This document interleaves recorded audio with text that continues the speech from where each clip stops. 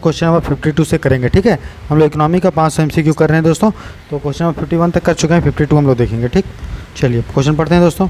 बोल रहा है निम्नलिखित में से कौन सा प्रभाव मूल्य के ह्रास का होगा। रुपये का जो डिप्रिसिएट होगा, रुपया डिप्रिसिएट करता है तो उस पर क्या इंपैक्ट पड़ेगा वो पूछा है। ठीक है, तो रुपया डिप्रिसिएट का मतलब क्या कि अगर $1 बराबर पहले 50 रुपये था, अब रुपया जब डिप्रिसिएट कर गया तो $1 बराबर 100 रुपया हो गया। तो बोल रहा है कि रुपया जो डिप्रिसिएट किया उस पर क्या इम्पैक्ट पड़ेगा उसके कारण, है ना। तो क्या हमारा एक्सपोर्ट कॉम्पिटिटिव होगा। सही बात है कि नहीं। कॉम्पिटिटिव कैसे होगा, अब कोई आदमी के पास $1 था, ठीक है, तो पहले वो 50 रुपये उसको मिल पाएगा। अब रुपया डिप्रिसिएट कर गया तो $1 के बराबर उसको 100 रुपये मिल पाएगा। तो 50 रुपये से वो कम सामान खरीद पाएगा, 100 रुपये से वो ज़्यादा का सामान खरीद पाएगा। तो हमारा जो एक्सपोर्ट होगा वो बढ़ेगा।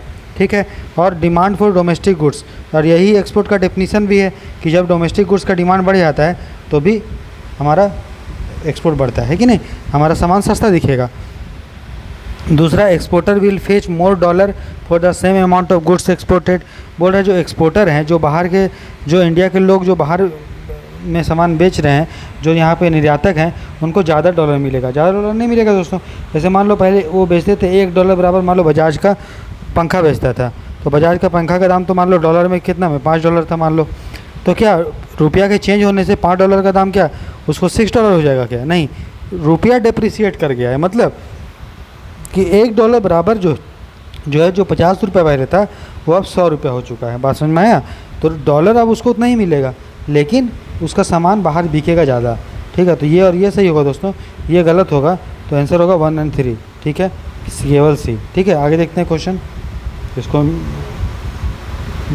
वही हिंदी में लिखा हुआ है, आप देख सकते हैं, है ना। चलिए, इसका होगा दोस्तों 1 और 3 सी। आगे देखिए क्वेश्चन 53 है।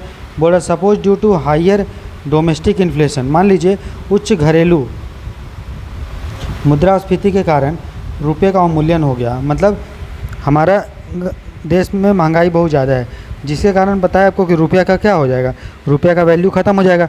महंगाई है, मान लो अभी याद करो हम लोग समोसा खरीदते थे 5 रुपये में, लेकिन अब समोसा का रेट कितना हो गया 10 रुपये। तो 10 रुपये में आप पहले 2 समोसा खरीद पाते थे, अब 10 रुपये में आपको एक ही समोसा मिलेगा। मतलब रुपया क्या हो गया, डिप्रिसिएट कर गया महंगाई के कारण, उसका मूल्य क्या हो गया रुपया का कम। ठीक है, तो बोल रहा है रुपये का महंगाई के कारण रुपया का वैल्यू कम हो गया, लेकिन RBI use the forex reserve to prevent the depreciation of rupee. लेकिन RBI ने क्या किया, रुपया डिप्रिसिएट कब कर गया होगा, जब डॉलर का सप्लाई कम हो गया होगा, है ना। जब डॉलर कम हो जाएगा, रुपया ज़्यादा हो जाएगा, तो रुपया का मूल्य कम हो जाएगा। तो RBI ने क्या किया, उसका जो फॉरेक्स रिजर्व था उससे डॉलर निकाल के इकोनॉमी में डाल दिया, ताकि डिप्रिसिएशन अपने रुपया का नहीं हो, ताकि डॉलर जो है बढ़ जाए। तो बोल रहा है इसके कारण क्या प्रभाव पड़ेगा दोस्तों। रीर मतलब रियल इफेक्टिव एक्सचेंज रेट, क्या इससे बढ़ेगा, क्या रीर इससे कम होगा, या export will become more competitive, या no impact on trade competitiveness. देखिए दोस्तों, रुपया अगर डिप्रिसिएट कर रहा है भैया, तो हमारा जो, अब देखिए RBI ने क्या किया दोस्तों, RBI ने सिर्फ रुपया के वॉलेटिलिटी को कम किया, है ना। हमारा महंगाई जस का तस है।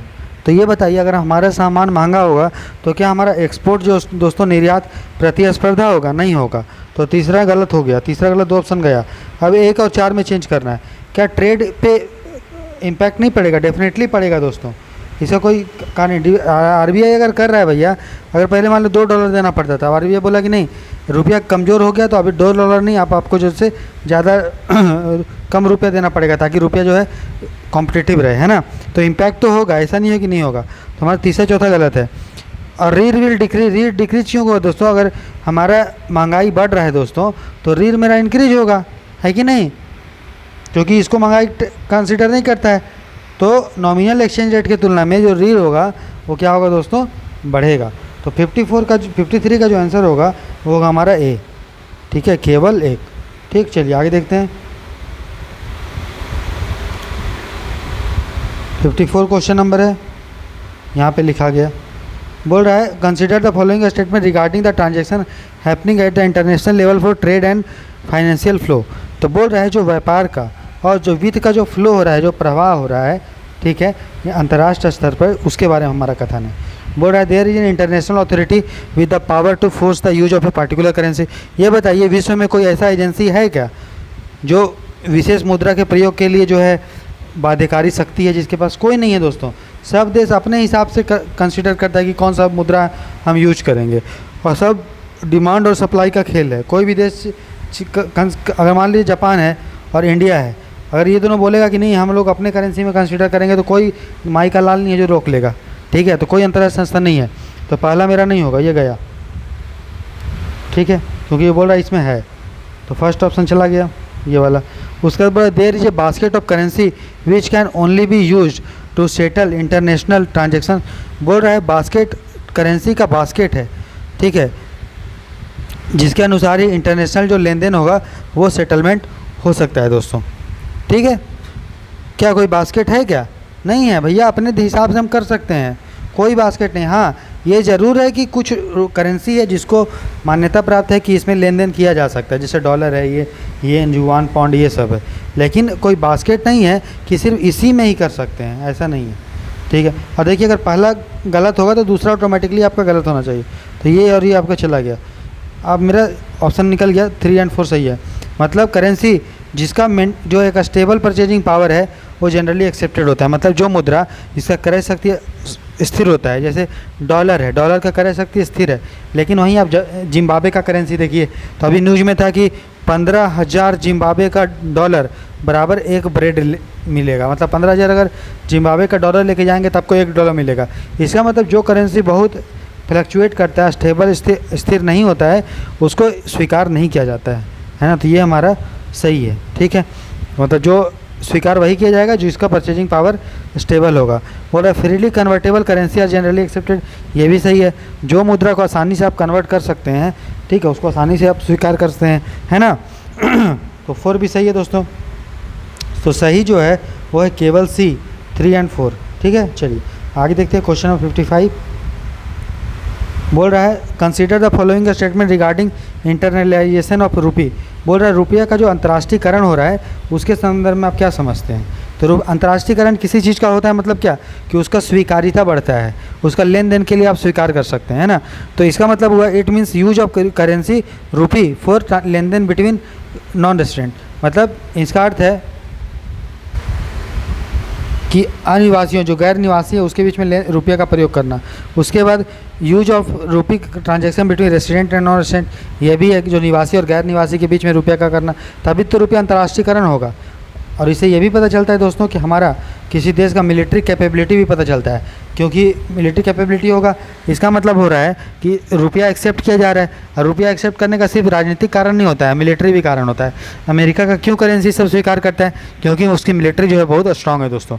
तो मिलिट्री कैपेबिलिटी जो होता है, किसी देश का सैन्य क्षमता भी मुद्रा के राष्ट्रीयकरण में भूमिका निभाता है दोस्तों, ठीक है। तो सभी इसका आंसर होगा उपरोक्त सभी, ठीक है। क्वेश्चन नंबर 56 देखते हैं दोस्तों। बोल रहा है RBI has allowed retail investor to directly access government security market, consider the following statement। हाल ही में आपको पता होगा RBI ने खुदरा निवेशकों को सीधे अनुमति दिया है कि आप जो है सीधे सरकार से प्रतिभूति जो है खरीद सकते हैं, डायरेक्ट सरकार से, किसी बिचौलिए की ज़रूरत नहीं है दोस्तों। तो इसी संदर्भ में हमारा कथन है। बोल रहा है retail investor will be allowed in both primary and secondary market. बोल रहा है प्राथमिक और माध्यमिक बाजार में सरकार का जो प्रतिभूति है उसको खुदरा निवेशक खरीद सकता है, सही बात है, दोनों में खरीद सकता है। पहले सेकेंडरी मार्केट में ही अलाउ था, वो भी सेंसेक्स निफ्टी से ही खरीद पाते थे, अब डायरेक्ट पब्लिक खरीद सकता है, ठीक है। इससे क्या होगा, सरकार का जो खर्चा है उधार लेने का वो कम हो जाएगा, क्योंकि ज़्यादा लोग सरकार को उधार देने लगेंगे, तो सरकार को किसी एक पे डिपेंड जो पहले रहना होता था वो नहीं होना पड़ेगा। अब बहुत सारे लोगों से पैसा मिल जाएगा, तो सरकार का जो उधार लेने का जो लागत है वो कम हो जाएगा। तो 1 और 3 तो होगा। दूसरा है individual participate in the non competitive auction process of G security primary market. ये भी सही बात है कि व्यक्ति जो है आसानी से प्राथमिक बाजार में गवर्नमेंट सिक्योरिटी को खरीदने के लिए जो है पार्टिसिपेट कर सकते हैं, ये भी सही है, ठीक है। तो कौन सा सही है दोस्तों, सभी। तो आपको याद रखना है कि अगर पब्लिक को सरकार ने, RBI ने अलाउ किया है कि प्राइमरी मार्केट सेकेंडरी मार्केट से डायरेक्ट पब्लिक गवर्नमेंट सिक्योरिटी खरीदने का, तो उससे क्या क्या लाभ होगा मैंने आपको बता दिया, ठीक है। तो आप इसको ध्यान दीजिएगा, बार बार पढ़िएगा। क्वेश्चन नंबर 57 है दोस्तों। Consider the following statement regarding government security market. तो सरकार का जो प्रतिभूति बाजार है उसके बारे में हमारा कथन है। तो प्रतिभूति क्या होता है आपको पता है, प्रतिभूति माने सरकार के द्वारा जारी किया गया कागज़ का टुकड़ा जिसमें लिखा होता है कि हम जो है इतना ब्याज आपको देंगे और इतने साल के बाद देंगे, अभी हमको आप इतना रुपया दे दीजिए, उसी को बोलते हैं बॉन्ड, उसी को बोलते हैं गवर्नमेंट सिक्योरिटी दोस्तों। तो जो भी गवर्नमेंट सिक्योरिटी इशू करता है ना, वो कौन करता है? आरबीआई करता है। क्यों आरबीआई करता है? क्योंकि आरबीआई जो है भारत सरकार और राज्य सरकार का बैंकर है, ठीक है। तो आरबीआई का एक ई कुबेर प्लेटफॉर्म है जिसके मदद से गवर्नमेंट सिक्योरिटी का ऑक्शन होता है, नीलामी होता है। तो सही बात है, गवर्नमेंट सिक्योरिटी और issued through auction conducted on E Kuber which is the core banking platform of RBI. तो आरबीआई के पास एक सिस्टम, एक जरिया है जिसको कोर बैंकिंग सॉल्यूशन बोलते हैं, जिसके मदद से वो जो है गवर्नमेंट सिक्योरिटी लोगों को बेच सकता है, ठीक। तो ये हमारा सही है। उसके बाद negotiated dealing system order matching is a secondary market for government security, ये भी सही है। याद कर लीजिए कि गवर्नमेंट सिक्योरिटी का सेकेंडरी मार्केट है जिसका नाम है negotiated dealing system order matching. तो ये भी सही है। कौन सा सही पूछा है? तो दोनों सही होगा, 3, 1 और 2 सी होगा, ठीक है।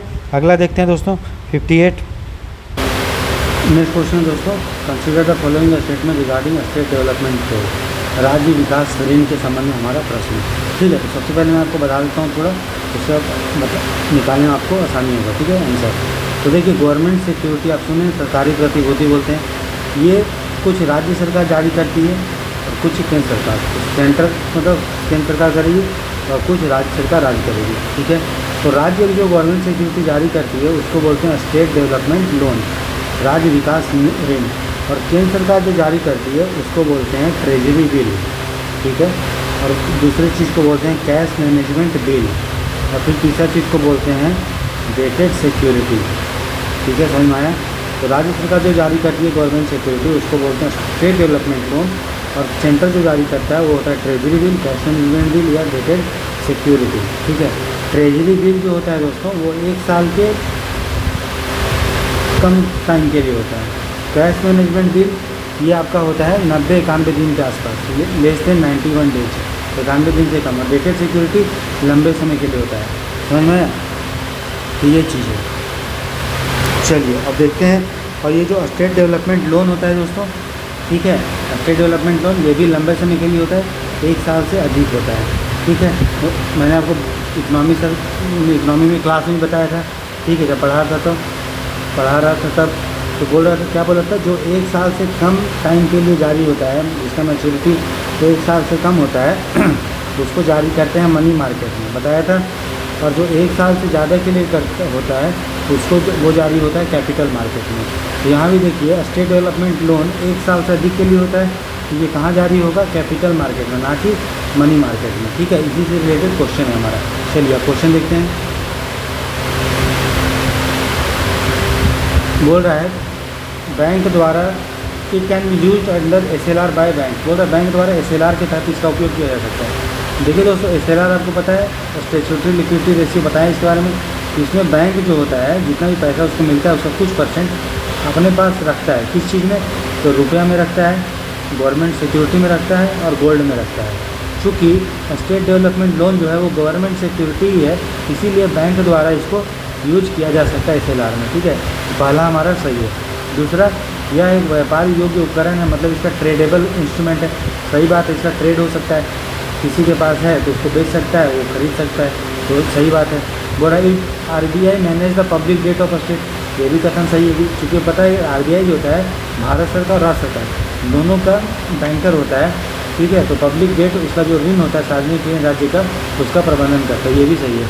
तो तीसरा हमारा तीनों सही है, आंसर होगा दोस्तों D, ठीक है, समझ में आ गया। चलिए आगे देखते हैं। बोल रहा है which of the following statements are true regarding cash management bill. Cash management bill मैंने बता दिया, कौन जारी करता है दोस्तों, फिर बताया था सिर्फ सेंट्रल गवर्नमेंट जारी करता है, यहाँ पढ़ाया था ना आपको,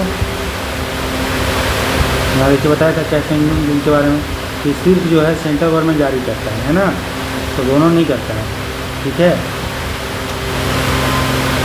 तो बोल रहा है कि it is issued by central government and not by state government, सही कथन, राज्य सरकार नहीं करती है, सिर्फ केंद्र सरकार करती है, सही है।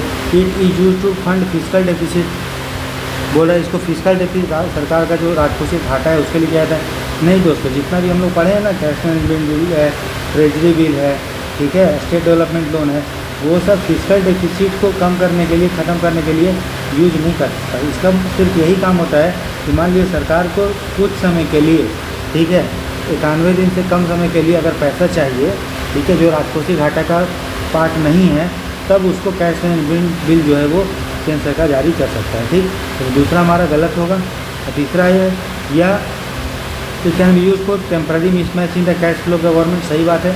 यह सरकार के नकदी प्रवाह में अस्थायी बेमेल के लिए उपयोग किया जाता है, एकदम सही है।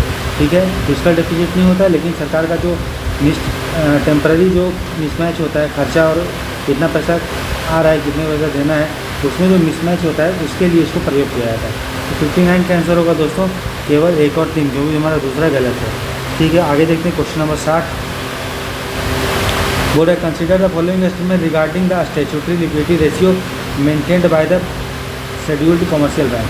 तो मैंने आपको बताया था SLR जो होता है कुछ पैसा होता है, जितना पैसा मान लो बैंकों के पास जमा हुआ 100 रुपये, तो 100 का 100 रुपये तो वो लोगों को उधार नहीं दे देगा, है ना, लोन पे नहीं देगा। कुछ पैसा उसको कैश के रूप में रखना पड़ता है RBI के पास, जिसको बोलते हैं कैश रिजर्व रेशियो CRR, और कुछ पैसा गवर्नमेंट सिक्योरिटी में या गोल्ड के रूप में या रुपया में उसको RBI बैंकों को अपने पास रखना पड़ता है। ठीक है, तो याद करिएगा CRR RBI के पास रखना पड़ेगा और SLR बैंक जो है अपने पास रखता है, लेकिन अगर चाहे तो RBI के पास भी रख सकता है, ऐसा नहीं है कि नहीं रख सकता है, रखने के परमिशन है। ठीक, तो बोल रहा है इसे RBI एक्ट 1934 के तहत जो है मेंटेन किया जाता है। ये गलत है दोस्तों, क्योंकि RBI एक्ट 1934 के तहत CRR को मेंटेन किया जाता है। SLR को जो मेंटेन किया जाता है वो है बैंकिंग रेगुलेशन एक्ट 1949। तो बैंकिंग रेगुलेशन एक्ट 1949 के तहत जो है RBI को SLR रखना पड़ता है, तो 1 हमारा गलत है। ठीक, दूसरा है it can be maintained as cash balance with RBI। बोल रहे चाहे तो बैंक इसको RBI के पास नकदी के रूप में रख सकता है, तो सही बात है, जनरली अपने पास ही रखता है, लेकिन अगर चाहे तो रख सकता है। ठीक है, तो दूसरा होगा सही। तीसरा बोल रहा है cash management bill, treasury bill, dated security and state development loan are considered SLR security. ये SLR का है, तो मैंने तो बता दिया था सभी गवर्नमेंट सिक्योरिटी है, चाहे वो कैश मैनेजमेंट बिल है जो 91 दिन से कम के लिए होता है, या ट्रेजरी बिल है जो 1 साल तक के लिए होती है, डेटेड सिक्योरिटी 1 से 40 साल तक के लिए होता है, या स्टेट डेवलपमेंट लोन 1 साल से अधिक के लिए होता है। सभी गवर्नमेंट सिक्योरिटी है और गवर्नमेंट सिक्योरिटी SLR का पार्ट है, इसीलिए इसको भी SLR में रख सकते हैं। ये हमारा सही है, दूसरा तीसरा सही है, आंसर होगा दोस्तों B। ठीक है, चलिए क्वेश्चन नंबर देखते हैं दोस्तों नेक्स्ट 61। बोल रहा है consider the following statement regarding ways and means advance. तो अर्थोपाय अग्रिम के बारे में है।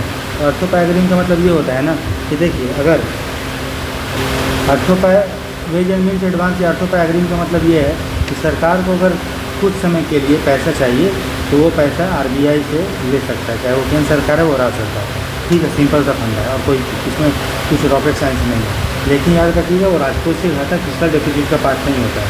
ठीक है, तो इसको अवेलेबल है बोथ सेंट्रल स्टेट गवर्नमेंट, सही बात है। गवर्नमेंट नीड्स टू पे इंटरेस्ट, तो अगर एक तरह का लोन होता है, ठीक है, जो RBI से बैंक लेता है, ठीक है, तो RBI से कौन लेता है, सरकार लेता है, तो लोन लेगा तो इंटरेस्ट भी देना पड़ेगा, तो ये सही है। बोल रहा है it is meant to temporary mismatch of receipt and payment, तो सही बात मैंने बताया, प्राप्तियों और भुगतान के अस्थायी बेमेल को पूरा करने के लिए ये प्रयोग किया जाता है, ये भी सही है। तो तीनों सही है, ऑल ऑफ द अबव होगा।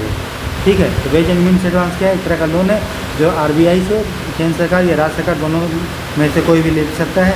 ठीक है, और जनरली याद रखिएगा इसको टेम्पररी समय के लिए लिया जाता है, मतलब लेस देन 90 डेज, 90 दिन से कम तक के लिए लिया जाएगा और उस पर उधार देना पड़ेगा। ठीक है, और उधार जो दिया जाता है उस पर जो ब्याज दिया जाता है वो रेपो रेट उतना होता है। ठीक है, रेपो रेट पता है आपको, उतना होता है। ठीक है, चलिए क्वेश्चन नंबर 62 देखते हैं दोस्तों, फिर वेज एंड मीन्स एडवांस पे है। बोला it use to fund government fiscal deficit, मैंने अभी बताया राजकोषीय घाटा के लिए इसको नहीं कम करते हैं, पहला गलत है। बोला it is a tradable government security, बोला ये ट्रेडेबल होता है, मतलब इसका व्यापार कर सकते हैं। तो देखिए दोस्तों, हम लोग पहले देखें तो स्टेट डेवलपमेंट लोन जो था उसका ट्रेड कर सकते थे, लेकिन याद रखिएगा इसको ट्रेड नहीं कर सकते। मतलब अगर सब ट्रेड मतलब क्या कि अगर सरकार ही लिया है तो सरकार को भी वापस करना पड़ेगा, वो किसी दूसरे को ट्रांसफ़र नहीं कर सकता है। तो 62 का जो है 1 और 2 दोनों गलत है, तो D होगा सही, ना तो 1 सही है ना तो 2। ठीक है, चलिए याद रखिएगा जो कैश मैनेजमेंट बिल है जो हम लोग ऊपर देखे दोस्तों, वो ट्रेडेबल है, उसका व्यापार हो सकता है, लेकिन जो वेज एंड मीन्स एडवांस है उसका ट्रेड नहीं हो सकता। ठीक है, चलिए आगे देखते हैं। क्वेश्चन नंबर 63 बोल रहा है which of the following statement will be true if inflation in the economy is increasing. बोल रहा है अगर अर्थव्यवस्था में महंगाई बढ़ रहा है तो क्या होगा। तो देखिए दोस्तों, अगर महंगाई बढ़ रहा है मतलब लोगों के पास जो है पैसा अधिक है ना, इकोनॉमी में पैसा है। ठीक है, आप बताइए अगर इकोनॉमी में पैसा है, ठीक है, तो लोगों के पास अगर पैसा है तो लोग क्या चाहेंगे, भैया हमको ऐसा जगह हम इन्वेस्टमेंट करें जहाँ हमको पैसा ज़्यादा मिले, है ना। वो कभी नहीं चाहेगा कि हम पैसा जो है फिक्स डिपॉजिट और ये सब में जमा कर दें। क्यों नहीं चाहेगा, क्योंकि फिक्स डिपॉजिट में अगर पैसा जमा करेगा तो ब्याज जो होगा वो फिक्स मिलेगा। और लेकिन महंगाई आपका बढ़ रहा है तो ब्याज अगर उतना ही मिल रहा है, महंगाई बढ़ रहा है तो क्यों चाहेगा करना। इसीलिए जब भी महंगाई होता है तो लोग बॉन्ड नहीं खरीदते हैं, है ना, क्योंकि बॉन्ड में फिक्स इंटरेस्ट मिलता है। तो बॉन्ड जब नहीं खरीदेंगे लोग तो उसका डिमांड कम होगा, और जब बॉन्ड का डिमांड कम होगा तो बॉन्ड का मूल्य जो है घट जाएगा। इसलिए महंगाई के समय बॉन्ड का मूल्य घट जाता है, जबकि सोना चांदी शेयर मार्केट का प्राइस बढ़ जाता है। क्यों, क्योंकि वो ब्याज ज़्यादा देता है। फिर बॉन्ड होल्डर भी लूज, तो जो बॉन्ड होल्डर है उसको लूज होगा। सही बात है, क्योंकि बॉन्ड इसमें क्या है, प्राइस आपको फिक्स मिल रहा है लेकिन महंगाई तो आपको बढ़ रहा है। ठीक है, इसीलिए बॉन्ड जो जिसके पास बॉन्ड धारक है उसको होगा नुकसान। ठीक है, लूज मतलब ढीला नहीं, हानि, बॉन्ड धारक का हानि होगा। फिर yield on bond will increase. Yield का मतलब क्या होता है कि मान लीजिए बॉन्ड का प्राइस था 100 रुपये, ठीक है, अब क्या है कि महंगाई के समय बॉन्ड कोई खरीद नहीं रहा। पहले अगर 100 रुपये का बॉन्ड था तो आपको मिलता था 110 रुपये। ठीक, अब क्या है कि बॉन्ड का कोई खरीद नहीं रहा है, तो 100 रुपये का जो बॉन्ड है दोस्तों वो आपको कोई खरीद नहीं रहा है, तो सब बेचेगा, तो बॉन्ड का डिमांड कम हो गया, मांग कम हो गया। तो जो 100 रुपये का बॉन्ड था वो आपको 90 रुपये मिल जाएगा। ठीक है, अब 90 रुपये का बॉन्ड है लेकिन आपको वापस कितना गवर्नमेंट देगी, 110 रुपये। तो इसी को बोलते हैं यील्ड। यील्ड का मतलब हो गया कितना रुपये आपको रिटर्न मिल रहा है। तो बॉन्ड यील्ड क्या होगा दोस्तों, बढ़ेगा। ठीक है, तो करेक्ट आंसर क्या होगा, सभी 63 का डी होगा। ठीक है दोस्तों, क्वेश्चन नंबर 64 देखते हैं। बोल रहा था price of A government security in India is influence by which of the following. बोल रहा है भारत में जो सरकारी प्रतिभूति का जो कीमत होता है दोस्तों तो किसके प्रभावित होता है। तो देखिए, अगर रेपो रेट बढ़ेगा, मतलब रेपो रेट बढ़ाने का मतलब क्या मतलब है कि बैंक जो होगा वो ज़्यादा ब्याज पे लोन मिलेगा बैंकों को आरबीआई से। इसका मतलब बैंक के पास लोन देने के लिए कम पैसा है। ठीक है, तो लोगों के पास दोस्तों क्या पैसा है, कम पैसा मिलेगा, क्योंकि इकोनॉमी में कम पैसा आएगा, है ना। तो रेपो रेट से ही भी आपका जो है इंटरेस्ट रेट क्या मिलेगा सिक्योरिटी में वो भी चेंज होगा, क्योंकि लोगों के पास जब पैसा ही नहीं होगा। तो हमने ऊपर देखा कि लोगों के पास ज़्यादा पैसा होता है, महंगाई होता है, तो लोग जो है इन्वेस्ट नहीं करते हैं, तो गवर्नमेंट सिक्योरिटी का जो प्राइस है वो घट जाता है ना। तो उसी तरह रेपो रेट से भी प्रभावित होगा। दूसरा, US federal bank interest rate, अगर अमेरिका का federal bank benchmark rate change कर देगा तो भी होगा, क्योंकि अगर अमेरिका का ब्याज दर बढ़ गया अमेरिका में तो लोग जो है इंडिया से पैसा निकाल के अमेरिका में जाने लगेंगे, है ना। अमेरिका से में पैसा आने लगेगा, इंडिया का पैसा जाने लगेगा, तो लोग जो है इंडिया का बॉन्ड नहीं खरीदेंगे, है ना। तो ये भी होगा। इसीलिए गवर्नमेंट सिक्योरिटी का जो प्राइस है वो रेपो रेट और अमेरिका के फेडरल रिजर्व पे भी चेंज होते रहता है। और साथ ही साथ लिक्विडिटी इन द मार्केट में क्या लिक्विडिटी है, मतलब मार्केट में अगर लिक्विडिटी मतलब क्या, तरलता। अगर मार्केट में पैसा बहुत ज़्यादा है मतलब तरलता अधिक है। अगर मार्केट में दोस्तों तरलता अधिक है तो लोगों के पास ज़्यादा पैसा है तो इकोनॉमी में जो ब्याज दर होगा वो कम होगा। इकोनॉमी में ब्याज दर अगर कम होगा, है ना, तो लोग तो नहीं इन्वेस्ट करेंगे इकोनॉमी में, तो बॉन्ड प्राइस क्या होगा, बढ़ेगा। इसका मतलब देख रहे हैं कि चाहे वो लिक्विडिटी है या अमेरिका का फेडरल बैंक के द्वारा बढ़ाया गया इंटरेस्ट रेट है या रेपो रेट है, तीनों के द्वारा गवर्नमेंट सिक्योरिटी का जो इंटरेस्ट है वो चेंज होता है। तो करेक्ट आंसर पूछा है दोस्तों, तीनों होगा डी, उपरोक्त सभी। ठीक है, आज का लास्ट क्वेश्चन, आज का नहीं मतलब इस लेक्चर का लास्ट क्वेश्चन देखते हैं, फिर नेक्स्ट लेक्चर में हम लोग देखेंगे। ठीक है, बोल रहा है which of one of the following statement is correctly describe the meaning of legal tender money. मैंने आपको मुनाव करके पीडीएफ में पढ़ाया भी था कि लीगल टेंडर मनी वो पैसा होता है जिसको सरकार जारी करता है, चाहे वो सिक्का होगा, ठीक है, या नोट होगा, सरकार जारी करेगा और सामने वाला उसको लेने से मना नहीं कर सकता है। मतलब अगर मैंने मान लीजिए एक एसी खरीदा और एसी का दाम है 40,000 रुपये और हम उसको अगर चेक दे रहे हैं तो चेक लेने से वो मना कर देगा, तो बोलेगा हम चेक नहीं लेते हैं। लेकिन अगर हम उसको रुपया दे रहे हैं या पैसा दे रहे हैं, मतलब नोट दे रहे हैं, तो वो ले लेगा। इसका मतलब जो चीज़ वो लेने से मना नहीं कर सकता है उसको हम लोग लीगल टेंडर बोलते हैं, समझ में आया। तो लीगल टेंडर वो मतलब वह पैसा होता है जो एक लेनदार अपने दावों को निपटारा में स्वीकार करने के लिए बाध्य है, ठीक है। तो money which is a creditor is under settlement under compulsion to accept in the settlement of his claims, ठीक है दोस्तों। उसी को हम लोग लीगल टेंडर मनी बोलते हैं। तो ठीक है, अभी इस लेक्चर में इतना ही करते हैं। नेक्स्ट लेक्चर हम लोग क्वेश्चन नंबर 66 से देखेंगे, ठीक है। तब तक के लिए अच्छे रहें, खुश रहें, और चैनल पर नए तो शेयर कीजिए, सब्सक्राइब कीजिए, और नोटिफिकेशन ऑन कर दीजिए, तभी आपको आने वाले लेक्चर का नोटिफिकेशन प्राप्त होगा दोस्तों, ठीक है। मिलते हैं नेक्स्ट लेक्चर में, तब तक के लिए अपना ध्यान रखिए। God bless you.